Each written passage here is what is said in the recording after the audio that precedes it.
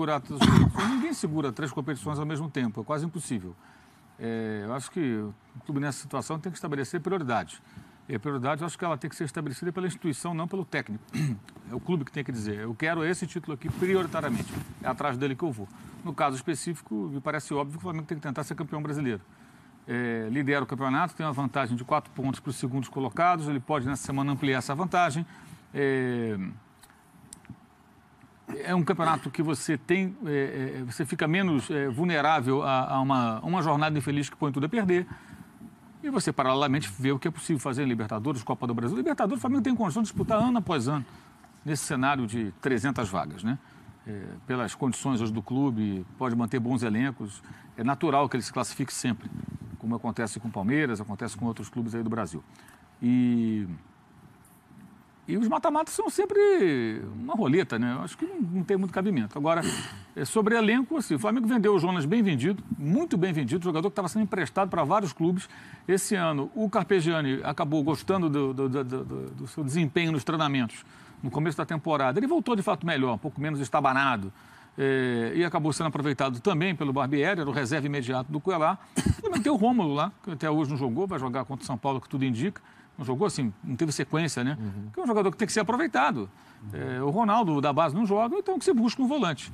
No lugar do Viseu, contrataram o Uribe. O Viseu já sabia que ele ia embora, um jogador extremamente irregular também, que até fez alguns gols vindo do banco, gols até importantes, especialmente contra o Corinthians, mas sempre que teve a sequência de jogos, nunca se firmou, né? Até tem lá uma briguinha com a balança. Acho que foi uma boa contratação do Uribe, que é um bom jogador e uma oportunidade de mercado. Não tem que pagar multa rescisória. Você paga um salário alto, que é o salário barra aluguel do passe. Tudo embutido. Mas dilui dentro do seu fluxo. Você não tem que desembolsar uma quantia para pagar uma multa para um clube. Eu acho que o Flamengo foi bem aí, um jogador que pode ser interessante. É óbvio que a chegada dele significa a saída do Guerreiro, que dia 10 de agosto fica sem contrato. Ele não parece nem um pouco inclinado a negociar em outras bases, que é alguma coisa próxima daquilo que ele já vinha recebendo. Acho que nessas condições a chance é zero de ficar. Deve começar a aproveitar mais o Lincoln, talvez até o Lincoln jogue contra o São Paulo, se por acaso o Guerreiro não puder jogar. Pelo que eu entendi, pode. Antes da Copa eu falei com advogados dele e o que me disseram foi, ele tem uma liminar que o permite praticar futebol, jogar futebol. Ele tem uma licença para trabalhar. É isso, até que seja julgado novamente o caso e aí ele seja novamente punido ou não. Você pode jogar a Copa, pode jogar o campeonato. Mas o Flamengo, por uma espécie de, digamos assim, de excesso de zelo, né? Que também acho que é bom, é melhor, não custa nada perguntar, consulta a CBF e está esperando uma resposta. Se porventura não puder jogar e o Uribe não for registrado, o Uribe já foi registrado no BIRA, que é o boletim do Rio de Janeiro. Mas aí tem que entrar agora no boletim lá no... Como é que chama? BID. É o da CBF. BID. 24 horas antes do jogo. BID, que não é o Banco Mundial. Então tem que ser registrado no BID até amanhã, né, para poder jogar. Essa dúvida no ataque, o Dourado está suspenso. O Colar está suspenso, deve jogar o Rômulo. Eu acho que precisa contratar mais alguns jogadores, pelo menos uns 2 jogadores. A ausência do Vinícius Júnior acho que impõe uma contratação. O Marlos Moreno deve jogar contra o São Paulo, dizem que ele está treinando bem. O Marlos não é mau jogador, mas é um jogador de 21 anos, foi para a Europa, não deu certo. É muito difícil um camarada desse chegar e instantaneamente ele se encaixar e jogar bem, até porque não teve sequência de jogo. Ele jogou momentos ali. Talvez agora, sendo o Vinícius, ele tenha a chance de, se ele jogar uma boa partida contra o São Paulo, ficar no time contra o Botafogo no final de semana e aí ele seguir jogando 3, 4, 5 partidas, talvez consiga render. Mas acho que a reposição, em tese, ela pode estar ali dentro, mas não basta. Por isso, acho que o Flamengo está indo atrás do Vitinho. E tem que ir atrás de um jogador do nível do Vitinho, sim. Porque vendeu vários caras aí, vendeu o Jonas, vendeu o Everton, teve dinheiro da multa lá do Rueda, teve o Vinícius Júnior que foi vendido por um caminhão de dinheiro, o Uribe não pagou multa, o último que custou algum dinheiro pagando multa foi o Everton Ribeiro no ano passado. Então tem que investir no futebol. Eu acho que o Vitinho seria uma contratação bem interessante, um jogador até acho que mais, obviamente, mais maduro que o Vinícius. O Vinícius, ele um jogador hoje é um jogador de momentos. Por exemplo, contra o Emelec e contra o Atlético Mineiro.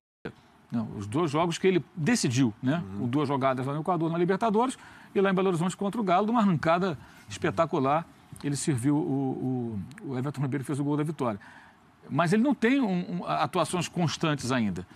O Real Madrid até o levou já para justamente tentar modelá-lo, tentar fazer com que ele amadureça lá e possa ser um jogador útil. Ele é muito novo, tem 18, o Mbappé tem 19. Então isso não quer dizer nada. Se ele amadurecer por lá, daqui a 1 ano, 2 anos, 1 ano e meio, ele pode ser um jogador útil. Depende, vai depender do amadurecimento dele. O que é amadurecimento? É muito talento e muita maturidade que faz escolhas erradas, é para passar drible, é para chutar, não chuta, faz várias escolhas em momentos errados. Mas quando ele faz tudo certo, é difícil segurar. O moleque, de fato, tem aí parece ser diferente do geral. Então, assim, eu acho que tem elenco para continuar brigando, mas não adianta tentar brigar em 3 frentes. É quase impossível. Acho que tem que fazer escolhas. Até já falei aqui, o Flamengo vai jogar com o Grêmio pelo Brasileiro e pela Copa do Brasil em Porto Alegre, né? Eu jogaria com o time titular no Brasileiro e com o time misto na Copa do Brasil. Leva 22. Leva todo mundo. Copa Brasileiro, o Grêmio deve vir com reserva. Eu ponho o time força máxima. Para quê? Para ganhar em Porto Alegre. 3 pontos em Porto Alegre, você vence o jogo, são valiosíssimos. Aí a Copa do Brasil vai me arriscar, você se arrisca para um time mais fraco, um time mesclado, e defende ali uma derrota por um gol, não tem mais gol fora, tudo, qualquer derrota por um gol é derrota por um gol, ou um empate, para resolver no Rio de Janeiro. E aí você vê ali a situação daquela semana. Vai ter muito isso, estratégia semana a semana. Essa escolha tem que ser feita, especialmente nesse caso, porque o Grêmio, provavelmente, pelo que pensa Renato Portaluppi, vai jogar o Brasileiro com reservas e Copa do Brasil com força máxima. Sim. Então você jogando inteiro contra um time reserva, e quando o Grêmio vai com o time reserva, o que significa isso? A torcida não comparece em grande número ao estádio, que é muito grande, e vai guardar o dinheiro para o jogo da Copa do Brasil. Sim. Então você joga num estádio mais vazio, com um time fragilizado, e você vai inteiro. Para quê? Para ganhar aquele jogo. Isso eu acho que isso, na minha maneira de pensar, é estratégia, pensando numa prioridade. Agora, qual é a prioridade do Flamengo?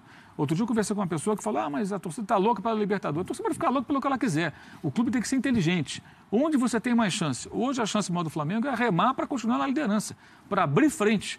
Até porque se você abre frente no Brasileiro e chega em fases mais agudas de um dos 2 mata-mata, não precisa nem ser os 2, um dos 2, aí você consegue lá na frente negociar pontos.